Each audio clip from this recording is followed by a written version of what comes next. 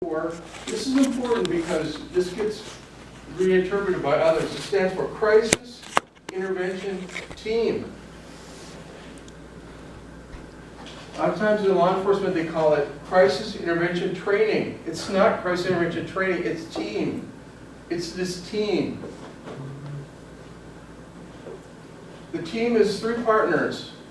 Again, we didn't invent this. This is CIT. This is recognized by SAMHSA. This is done across the country. Community advocacy is one of the partners. That's us here, right? That's what we're about. We're one of the partners. Community advocacy is a partner in CIT, one of the 3 circles. Public safety. Sometimes we call it law enforcement. But law enforcement is one function of public safety.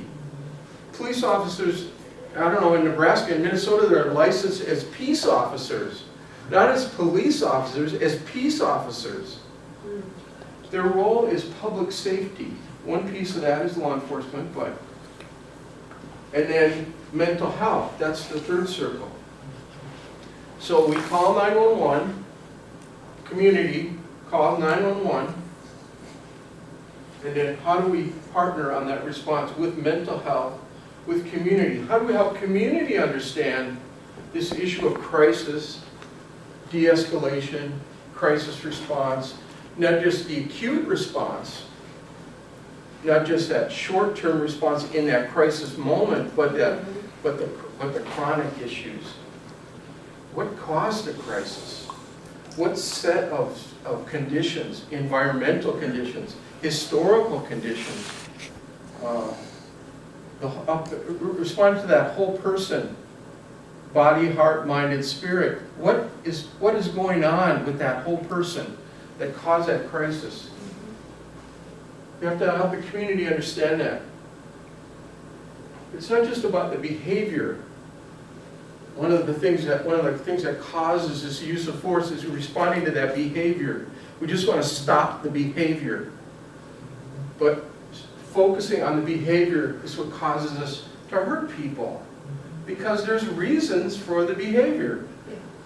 We have to address those underlying causes. What's happening with that human being? So public safety is our partner in there. Weapons are sometimes involved. There is safety questions that are important to deal with.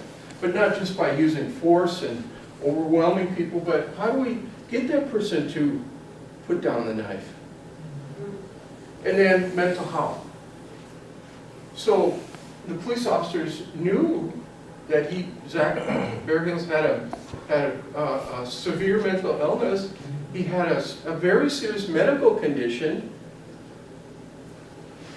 but apparently there was no attempt to get help for that. How do we help? How do we strengthen that mental health partner? Is our services available? In Minnesota, most hospitals have no mental health staff. I presume probably it's the same in Nebraska.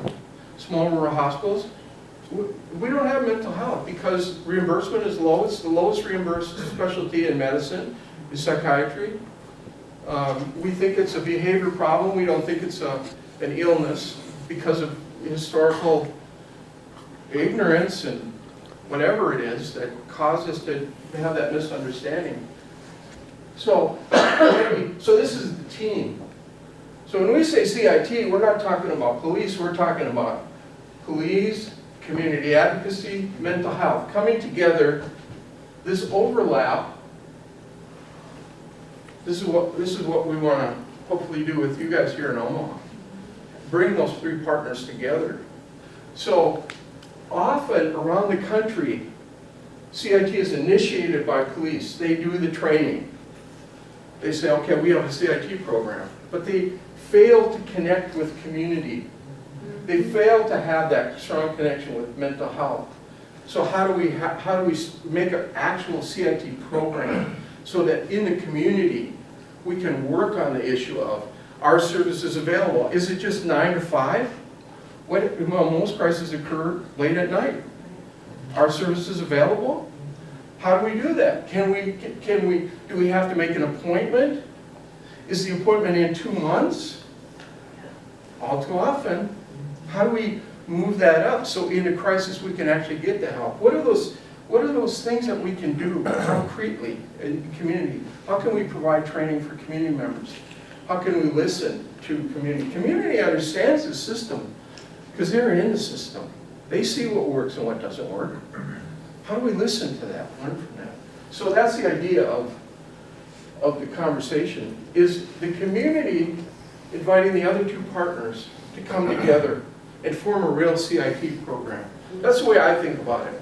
And I don't mean to impose that framework on you guys, because you have your own history here in Omaha, in your communities that you come out of, and have your own ways of thinking about this whole issue of community, of crisis, of support, of healing, wellness, recovery. That's what we like to focus on, is that asset side, that wellness side, that recovery side. Not just focus on the illness and the deficits, which all too often is what we do. We focus on the problem.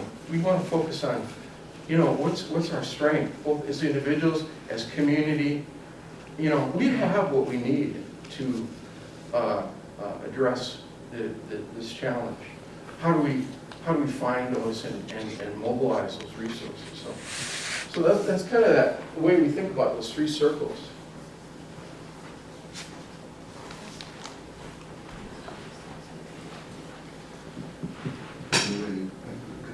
Use some of that chart paper. Are these meant to be written on?